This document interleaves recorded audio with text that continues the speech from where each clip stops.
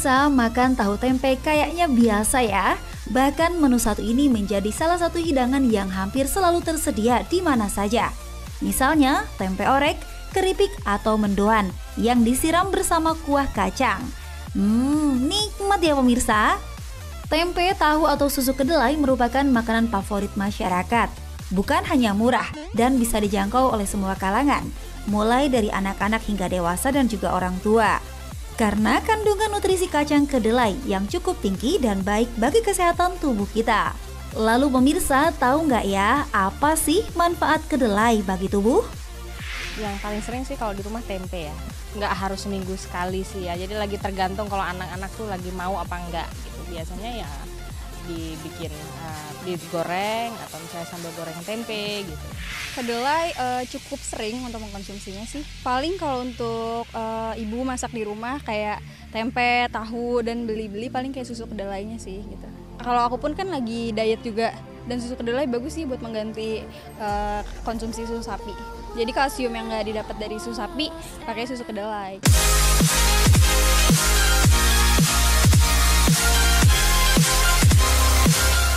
Nah pemirsa, meski umum dikonsumsi masyarakat, ada banyak loh fakta dan mitos seputar kedelai di masyarakat. Fakta mitos pertama adalah olahan kedelai bisa dikonsumsi sebagai makanan pengganti daging. Nah, itu fakta atau mitos? Itu fakta. Kenapa saya katakan fakta? Karena komposisi dari kedelai, contohnya tempe, tahu ya, salah satu produk daripada kedelai, itu mengandung gizi yang sama dan tidak kalah dengan lauk hewani.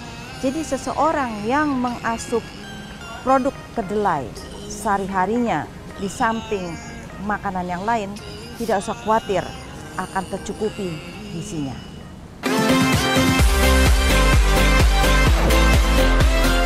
Pemirsa, seorang dengan penderita alergi terhadap laktosa biasanya memilih konsumsi susu kedelai sebagai pemenuhan nutrisi, terlebih bagi ibu hamil maupun menyusui, yang memang membutuhkan kalsium dan protein untuk membantu kesehatan janin dan juga balita. Namun kabarnya nih pemirsa, kalau ibu hamil mengkonsumsi susu kedelai bisa sebabkan adanya gangguan hormon dan juga kelainan seksual. Nah, itu fakta atau mitos? Itu mitos, karena terbukti rakyat kita di pedesaan dan sebagian di perkotaan yang mengonsumsi tempe karena kemampuan atau daya beli ya, ternyata anak yang dilahirkan baik-baik saja, dan anak yang sejak dilahirkan sampai berusia TK atau SD yang banyak diberikan menu tempe atau tahu atau produk kedelai lainnya. Bahkan pada anak-anak yang dikatakan alergi terhadap susu sapi, diberikan susu dari soya, dari kedelai. Tidak ada perubahan apapun pada anak-anak itu. Jadi itu tidak benar.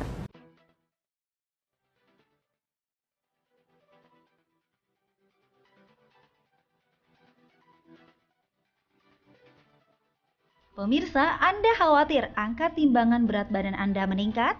Tapi Anda termasuk yang hobi makan, terutama fast food seperti aneka olahan daging dan saus yang menggoda di tangkup lembaran roti. Tentu menggugah selera. Dijamin sudah pasti berat badan Anda akan terus meningkat. Tapi pemirsa, katanya nih, kalau Anda mengganti sumber protein hewani seperti daging dengan protein nabati seperti olahan kedelai, Anda tak perlu takut berat badan bertambah. Karena kedelai baik bagi pelaku diet. Itu fakta atau mitos? Itu fakta, fakta sekali. Karena apa? Kita ingat untuk melakukan diet, terutama orang yang berat badannya berlebih atau obes, kita harus membatasi jumlah makanan kita. Tetapi kita tidak boleh mengulangi kandungan gizi yang kita makan setiap harinya. Dengan kita mengonsumsi produk-produk kedelai seperti tahu, tempe, susu kedelai, sudah pasti kita mendapatkan jumlah asupan protein yang cukup. Dan satu lagi, kita akan mendapatkan asupan serat yang cukup tinggi, sehingga rasa kenyang kita akan lebih lama. Jadi kita tidak mudah makan lagi. Jadi sangat baik produk-produk kedelai untuk membantu program diet kita.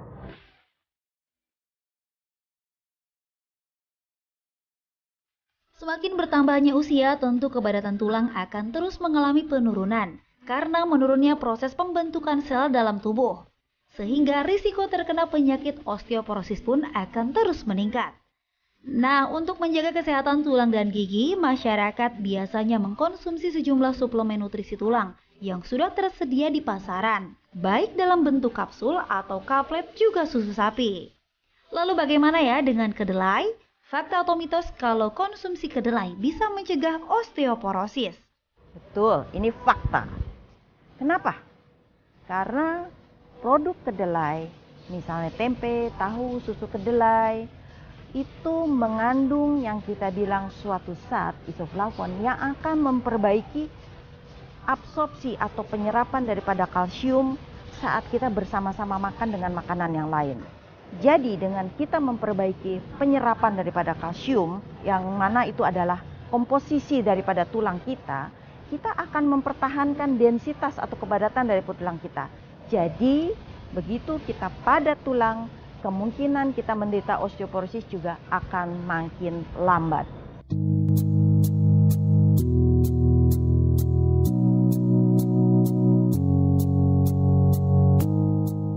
Penyakit kanker menjadi momok menakutkan bagi semua orang. Menurut laporan terbaru tahun 2018 yang dirilis oleh International Agency for Research on Cancer, Organisasi Kesehatan Dunia atau WHO, diperkirakan ada sekitar 18,1 juta kasus kanker baru dan 9,6 juta kematian yang terjadi pada tahun 2018. Nah, supaya Anda terhindar dari kanker, ayo ubah gaya hidup Anda dengan rutin berolahraga, hindari stres dan konsumsi makanan sehat seperti kedelai. Karena katanya dengan mengkonsumsi kedelai dan olahannya akan mencegah penyakit kanker. Itu fakta atau mitos? Itu fakta. Kenapa? Karena produk-produk kedelai itu kaya akan antioksidan, tinggi protein, dan lemaknya adalah lemak baik. Dan kita ingat bahwa salah satu penyebab atau memberikan kontribusi terjadinya penyakit kanker adalah lemak jenuh yang tidak baik.